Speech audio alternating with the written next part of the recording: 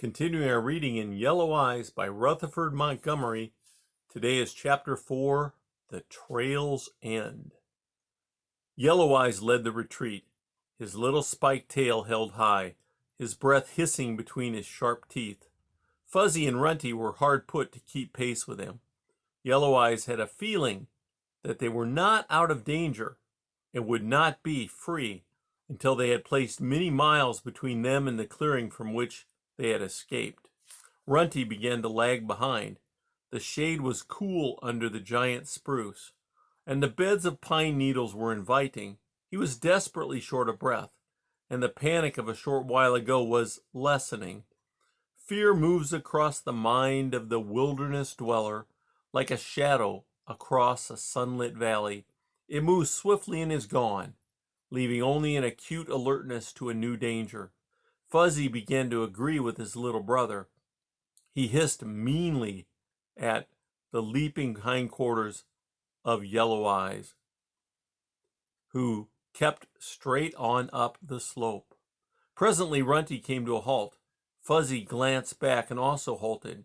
Yellow Eyes knew that they had stopped, but he kept on until he reached a rock slide. He leaped up on a ragged granite boulder and faced his brothers. The fur along his neck rose, and he snarled a command to them. Runty lay down and rolled over. The moss which choked the roots of the underbrush was damp and cool. Runty grinned at his big brother and lay still. Fuzzy stretched out beside his little brother, his tongue lolling out. Grimly, Yellow Eyes surveyed the scene. He was certain they should be leaping on through the dense cover, penetrating deeper into the rank growth and which choked the hillside and the mountainsides. His instincts were prompting him right. Back in the clearing, Cougar George had gotten his pack under control. Laying about him with a club and shouting angrily, he got the dogs on the trail of the three cats. The hounds took up the scent with joyous yelps. Cougar George's black anger changed to a satisfied glow. After all, this might be the better way to train the dogs. They were bound to overtake the three cats. Trailing by sight might have been bad for them. Eagerly, he followed the pack into the timber. Yellow Eyes, alert on his rock lookout, was the first to hear the baying of the dogs. He had settled down to watch his brothers. When the dread wailing of the pack on the warm trail lifted to him, he leaped to his feet, snarling. For a moment he stood, his little ears laid back, his fangs bared in defiance, his throat vibrating with guttural growls. Fuzzy and Runty looked up at him in mild wonder at his sudden fury. Runty rolled over and lay on his side, his little red tongue dripping out over his sharp hunting fangs. Then they too heard the cry of the eager dogs. Fear and panic seized them, and they leaped from the bed of moss, whimpering and spitting. Yellow Eyes led the retreat straight up along the side and into the roughest, most broken country he could find. The speed of the three kittens was not great, and the dogs were closing the gap steadily as they forged upward, but Yellow Eyes kept plunging ahead. Runty began to wheeze and sputter from lack of breath. Yellow Eyes bounded under an overhanging limb, and Fuzzy dashed after him. Runty halted and leaped up on the branch. His sharp little claws flexed themselves into the dark bark, and he clung there, his furry ribs jerking spasmodically as he gasped for air. Yellow Eyes hesitated and leaped back and sprang into the air. He cuffed Rusty down from the limb and snarled in his face. Runty sprinted on ahead to escape the beating he feared he would get from his big brother. The instincts of the three little cats were those of a cougar. No one has ever been able to tell why so powerful a killer endowed with courage and strength fears a dog. But few mountain lions will face even a small dog. They usually climb a tree and lie on a limb, looking down at their howling pursuers. This would be good strategy, except that every pack of hounds is followed by hunters with powerful rifles. Yellow Eyes was acting much as his mother would have acted. He was leading a fast retreat, but likely would do so as she would have done when the hounds closed in. Already Fuzzy and Runty were looking eagerly at every sapling they passed. The three kittens raced out of a stand of aspen and leaped across a rock slide. Great blocks of granite had broken from the rims above and crashed down into the little valley, leaving a wide path of broken rock and gouged up earth to mark the path of the slide.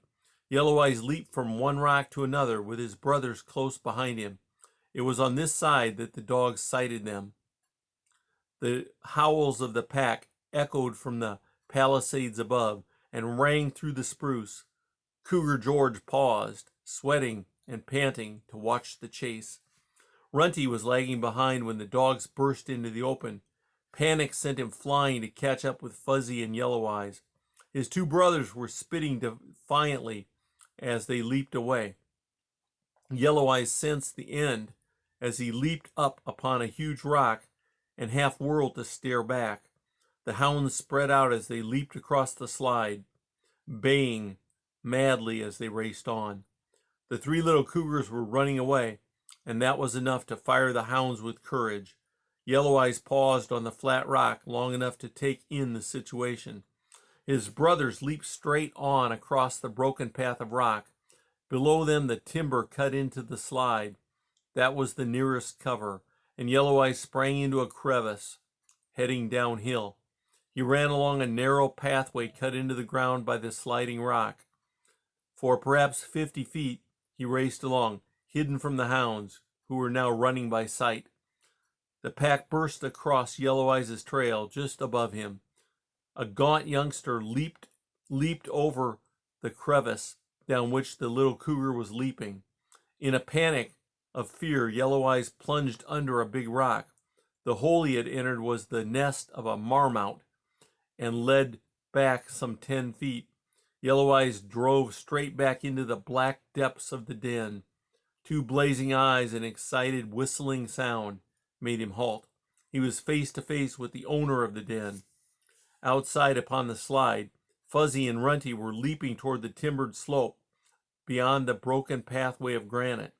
They reached the first tree, a young juniper, just ahead of the hounds. Fuzzy leaped into the low-hanging branches, and Runty followed him. They clung to their swaying perch, their little ears laid back, their amber eyes flaming. Hissing defiance, they waited. The dogs came up and circled the tree, yelping eagerly. Cougar George, the human, crossed the slide and stood with his rifle butt on a rock. He smiled widely, and the look in his eyes was not greatly different from the lust in the eyes of the hounds. "Hold up thar," he shouted. "I'll shake them kitties down to you fellas." Setting his gun down, he strode to the juniper. With a powerful thrust, he bent the little tree over and then jerked it back sharply. The two little cougars spat and clung, but there was little for them to get a firm hold upon. Amid a shower of bark and needles, they tumbled from the tree. The hounds leaped in upon them with savage howls. For a few minutes the air was rent with howling and snarling. Bodies leaped and tumbled. The two little cougars tore and bit at the slashing jaws of the dogs, but they were mere kittens and outnumbered woefully. In a few minutes the young dogs were wooling and tearing at two little bloody bodies. Cougar George let them have their way. He sat on a great rock, chewing a quid of tobacco and appraising the qualities of his dogs. A good pack in the making, that was what he had, and this bit of training would be of value to them. Back under the flat rock, the cornered marmot had offered little battle to Yellow Eyes. Yellow Eyes backed toward the entrance, hissing and spitting. He did not greatly fear the yellow-bellied gnawer of roots, but he was pressed by a fear which made him seek flight. A hole in the ground was not his sort of hideout. He edged to the entrance, keeping his fangs to the marmot. Out in the sunlight, Yellow Eyes peered around. He climbed up on a rock and stood watching the baying hounds across the slide. His neck scruff rose and his eyes drew to slits of amber light. as he saw the dogs worrying the limp bodies of Fuzzy and Runty. With a low snarl, he leaped back down into the little ravine he had been following when he darted into the marmot's den. He had taken one definite step toward the life he must lead if he was to be it was to grow to be a king cat. Within him had been awakened a hatred for dogs and a hatred for man. He slipped into the timber, unnoticed by the pack or by Cougar George. Later, the hunter was to discover that he had missed one of the cubs, but his pack was now interested in the two they had killed. Yellow Eyes was able to put a great deal of rough country between himself and the dogs before they turned their attention to him. That's the end of chapter 4.